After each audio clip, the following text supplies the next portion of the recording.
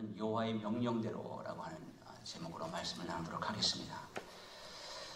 성도 여러분, 오늘은 가나안 땅 분배의 마지막 이야기입니다. 우리에게는 생소한 지명과 어쩌면 지루한 가나안 땅 분배의 지루한 장정을 마무리하는 날이기도 합니다.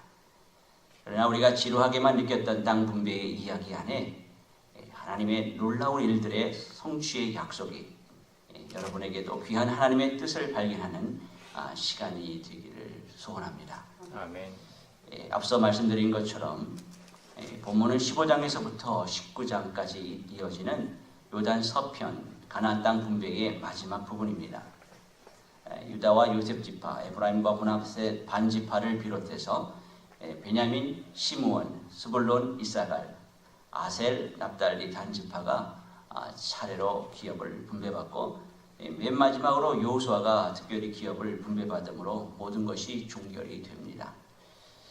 하나님께서 오래전 이스라엘의 조상 아브라함에게 하셨던 그 약속을 잊지 아니하시고 오히려 하나님의 때에 카이로스는 이렇게 시행이 된 것입니다.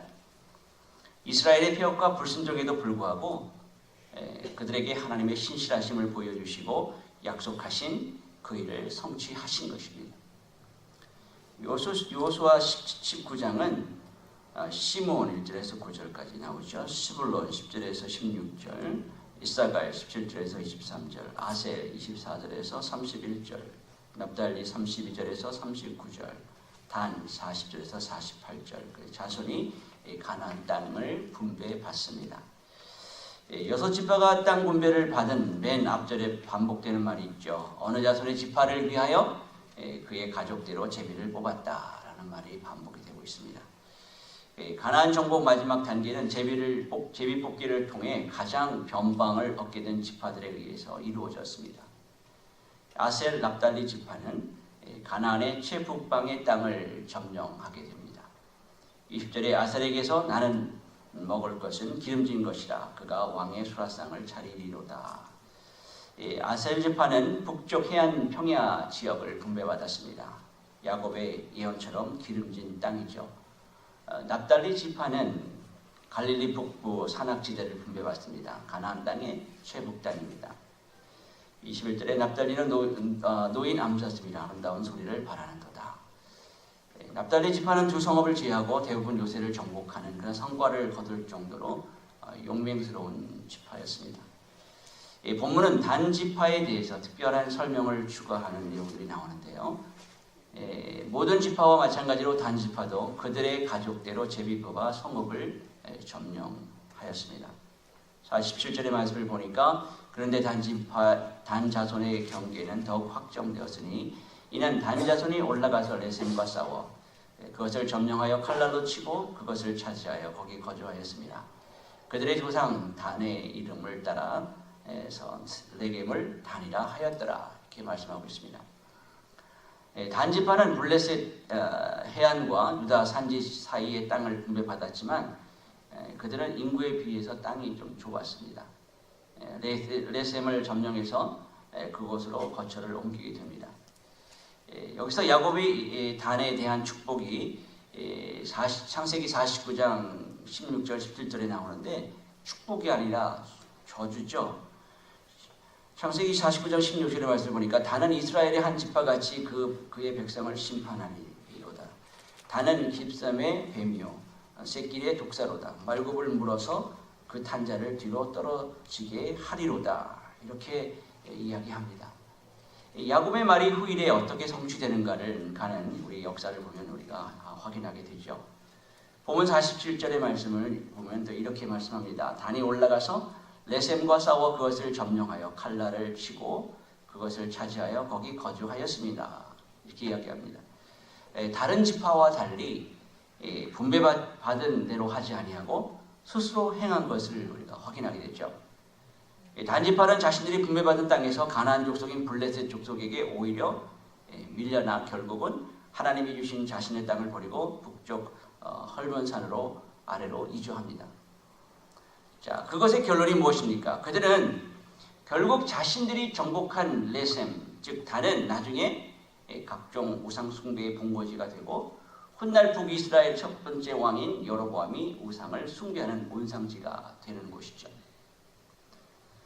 사랑하는 성도 여러분, 단지파처럼 하나님께서 주신 자리를 지키지 못하고 자기 스스로의 생각에 옳은 대로 이것이 더 좋겠다 라고 여겨지는 것을 선택할 때 문제는 반드시 생기게 돼 있음을 여러분 기억하시기 바랍니다. 자신이 마음대로 선택한 그것이 우상 숭배의 근거지가 되는 끔찍한 일이 벌어지게 되죠. 자, 이 부분은 나중에 우리가 역사서를 다시 한번 공부할 때 좀 깊게 보도록 하겠습니다. 자, 이 세 지파가 제비 뽑은 땅을 차지함으로 비로소 가나안 땅 정복은 완수가 되었습니다. 이스라엘은 이에 땅 나누는 일을 마쳤다라고 말씀하고 있죠. 오늘 우리가 마지막으로 살펴볼 것은 여호수아의 땅 분배입니다. 모든 지파에게 기업을 분배한 다음에 여호수아가 또 기업을 받습니다. 자기 기업을 스스로 취한 것이 아니라 이스라엘에게서 받은 것이죠. 본문 49절의 말씀을 보면 이스라엘 자손이 그들의 경계를 따라서 기업의 땅 나누기를 마치고 자기들 중에서 눈의 아들 여호수아에게 기업을 주었으니 라고 말씀하고 있어요. 여호수아에게서 자기 사명의 충실함과 겸손한 모습을 우리가 보게 됩니다.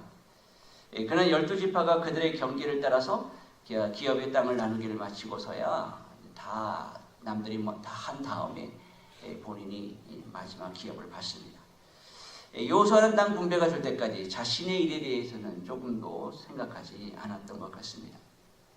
그는 자기와 자기 가족들을 위해서 요청한 성읍은 단지 돌더미에 불과했던 그런 곳인데요. 그 까닭은 그곳이 완전히 파괴되었거나 아니면 그곳에 아직 성읍이 세워진 일이 없었던 그런 곳인 것 같습니다. 자, 그가 요구한 성읍은 에브라임 산지 딥낫세라이고 여호수아는 그 성읍을 건설하고 거기에 거주하였습니다. 당시 이스라엘의 중심지는요, 수도는 실로였습니다. 거기에 여호와의 회막이 있었죠. 실로는 에브라임 지파에 있는 성읍입니다. 자, 그렇다면 같은 에브라임 지파요, 이스라엘의 리더인 여호수아가 실로를 달라 이렇게 이야기하든지 아니면 다른 성읍을 자기 기업으로 확보한 뒤에 실로에 와서 거주할 수도 있었습니다. 그러나 여호수아는 딥낫세라에 거주하죠. 그는 자신을 나타내기 위해서 중심으로 이동하거나 자신의 거주지를 중심지로 삼지도 않았습니다. 그는 스스로 변방이 될 줄 아는 지도자였습니다. 50절의 말씀을 보면 곧 여호와의 명령대로 여호수아가 요구한 성읍 에브라임 산지 딥낫세라를 주매 여호수아가 그 성읍을 건설하고 거기 거주하였더라 이렇게 말씀합니다. 여호수아가 그 성읍을 원한 것은 여호와의 명령에 의한 것입니다. 그리고 백성들의 동의를 얻어서 성읍을 얻게 되죠.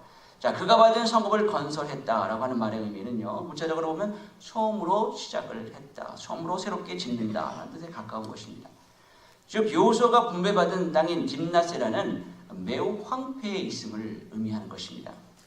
자, 그러나 그는 순종과 겸손의 모습으로 그 성읍을 새롭게 준건합니다.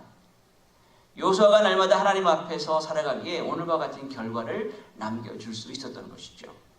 그가 만약에 처음부터 마음이 돌아서서 하나님 앞에서가 아니라 자기의 원하는 대로 자기의 기준대로 자기가 욕심을 내었더라면 본문과 같은 결과는 없었을 것입니다. 51절의 말씀을 보면 제사장 엘르아살과 눈의 아들 여호수아와 이스라엘 자손의 지파의 족장들이 실로에 있는 회막문 여호와 앞에서 제비뽑아 나눈 기업이 이러하니라. 이에 땅 나누는 일을 마쳤더라 이렇게 말씀합니다. 여호수아가 에브라임의 산지 딥낫세라에 성읍을 건설하고 거주함으로 인해서 땅 분배가 다 마쳤다라고 하죠. 여기서 두 가지 살펴볼 것이 있는데요. 첫 번째는 땅의 분배의 시작과 끝을 보시면 먼저 회막문 앞에서 시작하고요, 회막문 앞에서 마쳤다라고 합니다. 자, 이로 인해서 이스라엘 백성들이 가나안 땅을 정복하는 하나님의 임재 앞에서 예배의 행위가 되는 것이죠. 오늘날처럼 인간의 탐욕에 의해서 정복 전쟁이 아니라 여호와의 언약을 이루시는 일입니다. 자, 이 일은 물론 가나안의 죄악이 관영함으로 심판하시면서 하나님의 언약을 이루어내시는 것이죠. 둘째는 그리고 요단 서편의 땅을 처음 받은 자가 갈렙이고 마지막 받은 자가 여호수아입니다. 여호수아 14장 13절 이하의 말씀을 보면요, 여호수아가 여분네의 아들 갈렙을 위하여 축복하고 헤브론을 그에게 주어 기업을 삼게 하며 헤브론이 그니스 사람 여분네의 아들 갈렙의 기업이 되어 오늘날까지 이르렀으니 이는 그가 이스라엘의 하나님 여호와를 온전히 쫓았습니다. 헤브론의 옛 이름이 기럇 아르바라. 아르바는 아낙 사람 가운데서 가장 큰 사람이었더라. 그리고 그 땅에 전쟁이 그쳤더라. 이렇게 말씀하고 있습니다. 약속의 땅은 오직 믿음으로 들어가는 것을 보여줍니다. 여호수아, 갈렙이 믿음으로 들어간 것처럼 하나님의 그 약속의 나라는 믿음에서 믿음으로 가는 것이죠. 14장 1절에서 우리가 이미 살펴보았듯이 이스라엘이 가나안 땅을 분배할 때 여호수아 혼자 일을 맡지 않았습니다. 하나님께서 명령하신 대로 제사장 엘르아살과 여호수아 그리고 각 지파의 족장들이 여호와 앞에서 제비를 뽑음으로 땅 분배를 마쳤습니다. 비록 메마른 땅이요 피폐한 성읍이지만 이것도 분명히 하나님이 주신 가나안 땅의 일부이기에 여호와의 명령대로 여호수아는 그 성읍을 건설하고 그곳으로 이주하였습니다. 황폐한 땅을 재건해서 사람이 살만한 곳으로 만들었습니다. 여호수아의 땅 분배를 끝으로 가나안 땅 분배를 완성합니다. 그러나 하나님의 약속의 땅은 여호수아를 통해서 보았듯이 완성되고 정복된 땅을 주지 않음을 우리는 보게 되죠. 하나님이 말씀하시면 그 명령대로 끝까지 믿음으로 서 있어야 하는 것을 우리는 배워야 합니다. 자, 그러면 반드시 이루어질 날들이 있음을 여호수아서를 통해서 또 배우게 되죠. 우리가 살고 있는 이 땅의 그 하나님의 백성은 여호수아의 땅 분배를 통해서 보는 것처럼 약속의 땅을 기업으로 받고 믿음으로 이 땅을 살아가는 자들입니다. 그것이 비록 황무지같이 보일지라도 하나님의 약속이 있기에 개간이 될 땅이고 결국 우리가 들어가 안전하게 살게 될 땅이라는 사실을 기억하시기 바랍니다. 안식의 땅인 가나안을 소망으로 사는 백성인 성도는 완성될 하나님의 나라를 기대하고 충실하게 살아가는 것입니다. 여호수아가 하나님의 약속을 믿음으로 쉬지 않고 달려간 것처럼 세상 풍속에 물들지 아니하고 영적 분별력을 잃지 아니하고 하나님의 명령대로 살아가는 것입니다. 사랑하는 성도 여러분, 이스라엘이 분배받은 가나안이 우리 육신의 안일함을 추구하는 가나안 땅을 목표로 하는 것이 아니라 결국 하나님의 나라를 약속하고 계심을 우리에게 보여주기 위함이라는 거예요. 그렇기 때문에 오늘 우리는 하나님의 나라에 대한 확신과 소망을 결코 잊어서는 안 될 것입니다. 비록 이스라엘과 같이 연약하고 불의함이 우리 안에 가득할지라도 신실하신 우리 주님 예수님께서 우리를 붙드시고 다시 한번 일어나는 것이, 그리고 우리가 주님을 붙드는 것이 예수 안에서 사는 우리의 의로움인 것을 기억하시기 바랍니다. 여러분의 삶이 하나님의 말씀을 쫓아가는데 황무지처럼 척박한 땅입니까? 오늘 여호수아의 그 기업의 분배를 통해서 하나님이 내게 허락하심이 맞다면 끝까지 인내하시고 그 길을 담대하게 걸어가시기 바랍니다. 아멘. 하나님께서 예비한 기업이 있음을 믿으시기 바랍니다. 그 과정을 통해서 하나님의 뜻을 배우는 시간임을 기억하시고 주님을 꼭 붙잡는 그러한 삶 가운데 허락하시는 여러분의 삶의 회복이 일어나시기를 소원합니다. 각 지파에게 허락하신 약속의 땅에 하나님의 통치함을 받는 하나님의 백성으로서 내게 맡겨진 소명을 따라 순종하며 승리하는 복된 하루를 살아가는 저와 여러분들 되시기를 예수 그리스도의 이름으로 간절히 축원합니다. 기도하겠습니다. 아버지 하나님, 12지파의 땅 분배를 보면서 하나님이 얼마나 신실하신 분인가를 보며 또한 하나님의 백성으로서 사는 우리는 어떤 태도로 살아야 하는지 또 깨닫게 해주심을 감사합니다.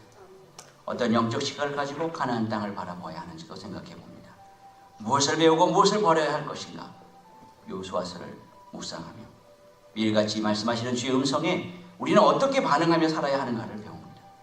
하나님이 말씀하시면 내 생각 주장하지 말고 내 생각이 옳다 생대로 행하는 불순종을 범하지 않고, 그것이 때로는 나의 이성의 합리에 맞지 않아도 하나님의 말씀이기 때문에 하나님 말씀에 순종하는 그 믿음의 복을 허락하여 주시옵소서. 여러분 간절히 기도하시기 바랍니다. 오늘도 우리 앞에 일어나는 크고 작은 일들 앞에서 믿음으로 승리하는 삶을 살 수 있도록 성령 하나님 도와주시옵소서. 그리고 우리 교회가 주님의 뜻 가운데 온전히 세워질 수 있는 아름다운 교회로 세워질 수 있도록 여러분 기도하시고, 육신이 연약한 지체들의 건강을 위해서 여러분 기도해 주시기 바랍니다. 김성란 집사님, 정기풍 집사님, 장순자 집사님, 우리 유리미를 위해서도 여러분 기도하시고, 그 외에 육신이 연약한 성도님들을 위해서 여러분 기도하시고,